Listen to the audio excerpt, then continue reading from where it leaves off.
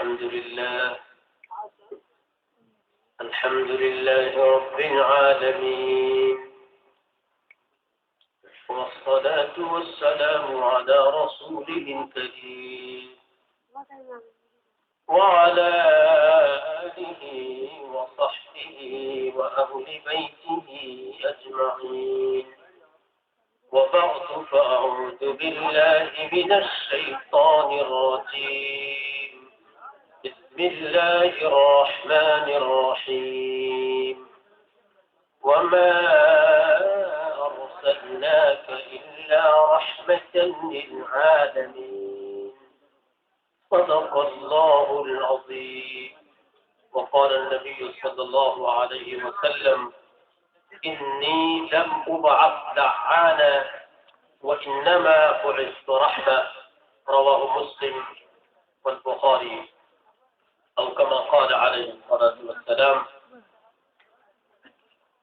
مناظر اسلام حضرت اقدس حضرت مولانا طاہر گیاوی صاحب دامت برکاتہم، حضرت مفتی عزیز الرحمان صاحب، مفتی اعظم مہراج صاحب، اسٹیج پہ تشریف فرما دیگر علماء اعظام اور سامعین کرام، اتنی بڑی شخصیات یہاں جلوہ فروز ان کے سامنے، مجھ جیسے طفل مکتب کا کچھ کہنا بس سیکھنے کے لیے ہے، نہ کہ سکھانے کے لیے۔ بہرحال میں نے قرآن کریم کی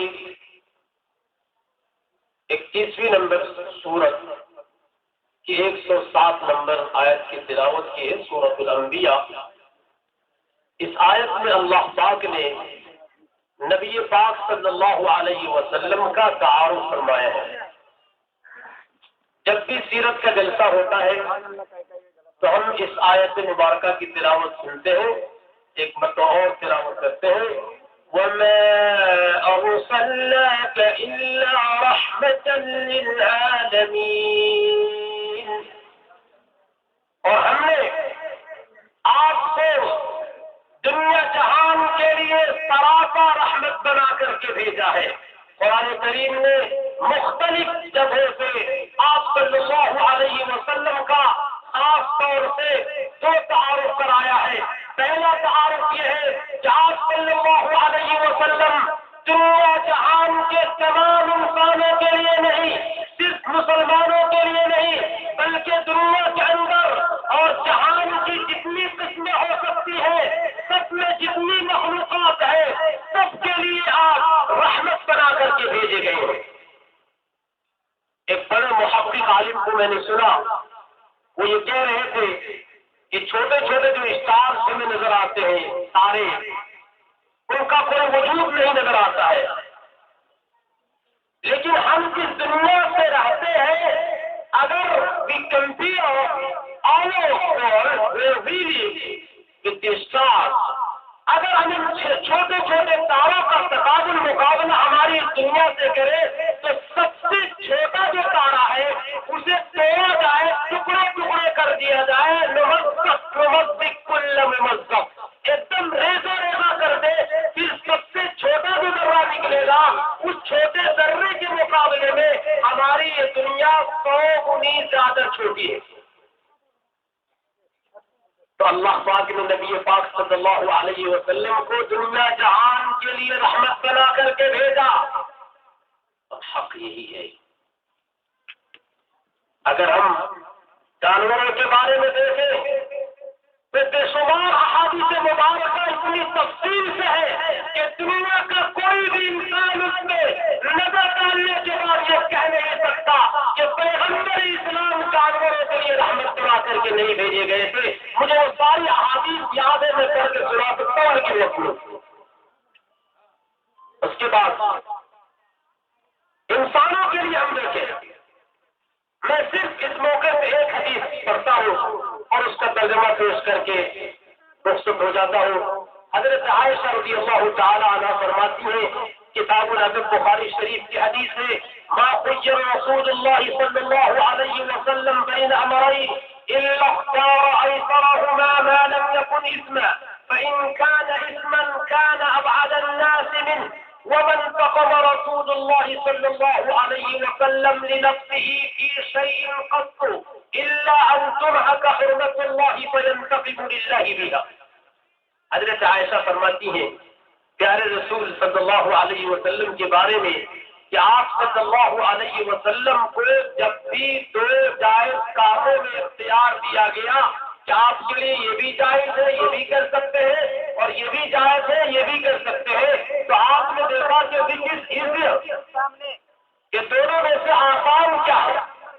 نبی پاک علیہ الصلوۃ والسلام آسان راستے کو اگر اس میں بھی اللہ کی مرضی ہے، اللہ کی مشیت ہے، ثواب ملنے والا ہے، تو دو ثواب کے کاموں میں سے دو جائز راستوں میں سے اللہ کے نبی کی عادت یہ تھی، پیارے رسول کی عادت مبارکہ یہ تھی کہ آپ آسان راستے کو اختیار کرتے تھے۔ اعلان میں کہتا ہوں کہ نبی پاک کا زندگی پر جب یہ معمول رہا ہے کہ ثواب کی شرط پر، جواب کی شرط پر آپ نے آسان طریقوں کو اپنایا ہے، زندگی کے آسان راستوں کو اختیار کیا ہے، تو مسلمانوں بتاؤ، دنیا کی انسانوں بتاؤ، نبی پاک کو رحمت عالم صلی اللہ علیہ وسلم کو تشدد کا نبی، وائلنٹ نبی، آپ صلی اللہ علیہ وسلم کو وائلنس سے، ایکسٹریمسٹ سے جوڑنے کا کیا جواب ملتا ہے؟ صرف یہی وجہ ہو سکتی ہے، یا تو آپ صلی اللہ علیہ وسلم کی سیرت مبارکہ سے دعوت یا آپ صلی اللہ علیہ وسلم سے بھیجا دشمنی۔ مسلمانوں، نبی پاک صلی اللہ علیہ وسلم کی سیرت کا ایک خاص حصہ یہ تھا کہ آپ نے آسانی کو پسند کیا ہے۔ قیامت تک کے مسلمانوں کو سیرت مبارکہ کے حصے پر عمل کرنا چاہیے۔ کبھی یہ نہیں سمجھنا چاہیے کہ شریعت اسلامیہ زحمت کی شریعت ہے، مصیبت کی شریعت ہے، ناجائز بے آزمائش کی شریعت ہے۔ اس کے بعد دوسرا حصہ کہ آپ صلی اللہ علیہ وسلم نے پوری زندگی اپنی ذات کے لیے کبھی بھی کسی سے بھی کوئی بدلہ نہیں لیا۔ میں اعتقاد کے ساتھ فل کانفیڈنس پورے اعتماد کے ساتھ کہتا ہوں کہ آپ صلی اللہ علیہ وسلم کو جتنے مسائل آئے ہیں، آپ کو جتنے چیلنجز کا سامنا رہا ہے، جتنی دشمنیوں کا آپ نے سامنا کیا ہے، جتنی سازشوں سے آپ گزرے ہیں، کوئی اور دنیا میں نہیں گزرا۔ لیکن اس کے بعد آپ کا عمل کیا تھا کہ آپ نے اپنی زندگی کے لیے کسی بھی انسان سے کبھی بھی کسی بھی شکل میں بدلہ نہیں لیا۔ سیرت کا یہ حصہ سننے میں تو بہت آسان ہے، لیکن اگر اس میں غور کریں تو حقیقت یہ ہے کہ دنیا جو جہنم بنتی جا رہی ہے، زندگیاں جو عجیب ہوتی جا رہی ہے، اس میں ایک بڑا حصہ فرد کا، جماعت کا، صوبے کا، ملکوں کا ایک دوسرے کے خلاف اپنا بدلہ لینا ہے۔ ایک انسان اپنی ذات کے لیے دوسرے کو ستاتا ہے، ایک جماعت اپنے مفاد کے لیے دوسری جماعت کو نقصان پہنچاتی ہے، ایک صوبہ دوسرے صوبے کو آزمائش میں ڈالتا ہے اپنی ذاتی ترقی کے لیے، ایک ملک دوسرے ملک کو ستاتا ہے اپنی ترقی کے لیے۔ آج بڑے بڑے ممالک جو چھوٹے چھوٹے ممالک کو لقمہ بنا رہے ہیں، وہ اپنی ذات کے لیے۔ ہمارا کہاں مفاد ہے؟ ہمیں کہاں نمائندگی مل رہی ہے؟ یہ دیکھا جاتا ہے۔ اگر نبی پاک صلی اللہ علیہ وسلم کی سیرت مبارکہ پہ عمل کیا گیا تو ذاتی زندگی بھی رحمت بنے گی، سماجی زندگی بھی رحمت بنے گی، ملک کی زندگی بھی رحمت بنے گی، اور اس سے آگے بڑھ کر کے عالمی زندگی بھی رحمت بنے گی۔ آج وہ لیڈران، وہ سماجی کارکنان، وہ اصلاح کے دعوے داران جو امت کی، قوم کی، ملک کی، انسانیت کی فلاح و بہبود کی باتیں کرتے ہیں، نبی پاک صلی اللہ علیہ وسلم کی سیرت کے حصے پر اگر ہم کر لیں تو سارے عزائم، سارے منصوبے، ساری تیاریاں، ساری سرگرمیاں سب کے سب رحمت بن جائیں۔ جو زحمت نظر آتی ہے، اللہ تبارک و تعالی ہم سب کو سیرت مبارکہ کے ان دو انمول حصوں پر عمل کرنے کی توفیق عطا فرمائے۔ وآخر دعوانا ان الحمد للہ رب العالمین۔